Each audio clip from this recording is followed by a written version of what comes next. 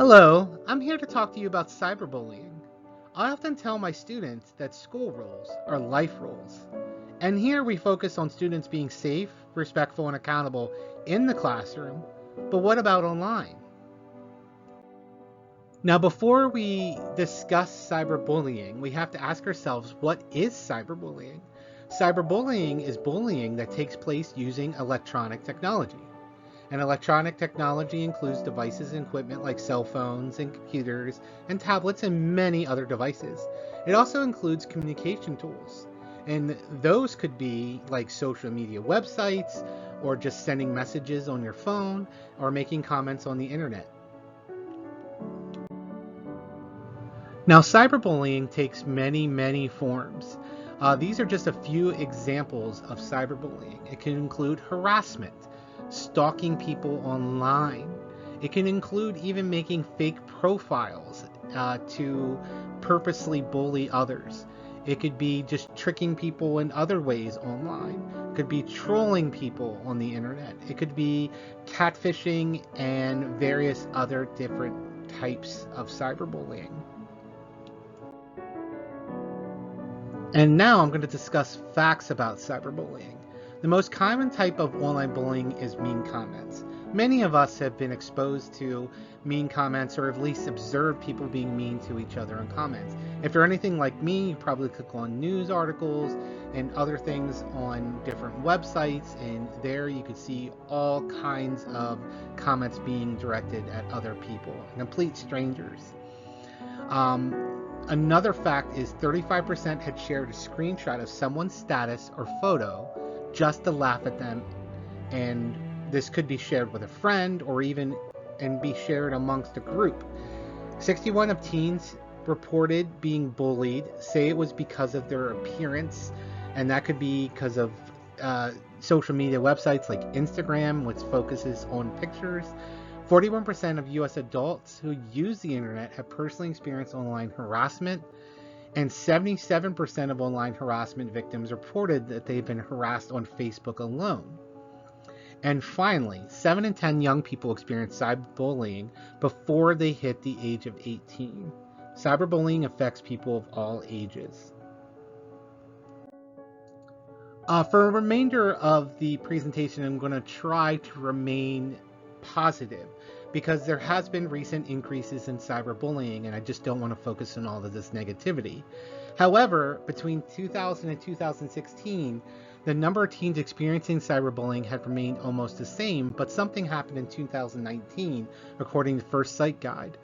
In 2019, cyberbullying statistics reported nearly 43% of teens, which were mostly girls and members of the LGBTQ community, had experienced some form of online harassment.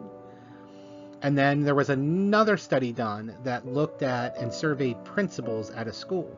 So principals were asked to the best of their knowledge how frequently cyberbullying occurred at their school. That could be away from school or at school. Among students who attended their schools, and when they compared those values from 2010 and 2016, it showed an increase in the percentages of schools in all response categories. Now on to more positive measures by talking about prevention. What can we do? What can we do here as educators? The first thing we could do is focus on teaching digital citizenship and social skills in general. We could teach kids to stand up to themselves. In other words, be an upstander, not a bystander. Stand up to cyberbullying when they see it, and take action to stop it when they see it. However, this is not enough. There are 4 promising prevention practices that I wanted to discuss. The first thing we need to do is debunk misperceptions about digital behavior. We need to work on building empathy and understanding for students. We need to also teach online safety skills. Again, that social skills component is huge. And then we need to equip young people with strategies to reject digital abuse in their lives. We often teach our students how to cope with their anxiety and anger in the classroom or in person, but how does that translate when they need to use those strategies to be able to cope with online and digital abuse. Another important thing that I want to talk about in my reading is the informing the informing of school policies. And I looked at an article by the Cyberbully Research Center that provided 6 recommendations for school policies.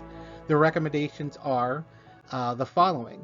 The first one is specific definitions of harassment, intimidation, and bullying should be included in the cyberbullying policy, and meaning there's also need to harassment, intimidation, and bullying that could happen in schools needs to also include electronic variants, so students understand that it's not just an in-person problem and that they need to be mindful of these things while they're online. The other recommendation is graduated consequences and remedial actions need to be clear. There needs to be clear procedures for reporting, and there needs to be clear procedures for investigating. Also, there needs to be language specifying that if a student's off-campus speech or behavior results in substantial disruption of the learning environment in school or infringes on the rights of other students, they can be disciplined even though it happened off-campus. And lastly, the procedures for preventing cyberbullying should be included in those policies. Now, where does News Story measure up to this? What is our policy like? Well, News Story believes that all students have a right to healthy, safe, and positive learning environments. News Story's obligation is to promote mutual respect, tolerance, and acceptance. It is recognized that bullying has a negative impact on student health, welfare, and safety within the learning environment, so bullying in any form is prohibited, online and offline. Anyone wishing to report an incident of bullying should complete the bullying cyberbullying report form and submit it to the Director of Education or another school staff member. However, if another school staff member receives a report, it should still be immediately given to the Director of Education. And if you're interested in learning more about our bullying cyber policy, you can find that on News Story Connect. And that brings us to the resources page. Please keep in mind that I'm going to include a copy of this presentation on Teams, so all of these clickable items in this video will be viewable in a Microsoft PowerPoint on Microsoft Teams. Feel free to click as you will to learn more about cyberbullying, and I hope you learned something new today. Thank you all for listening.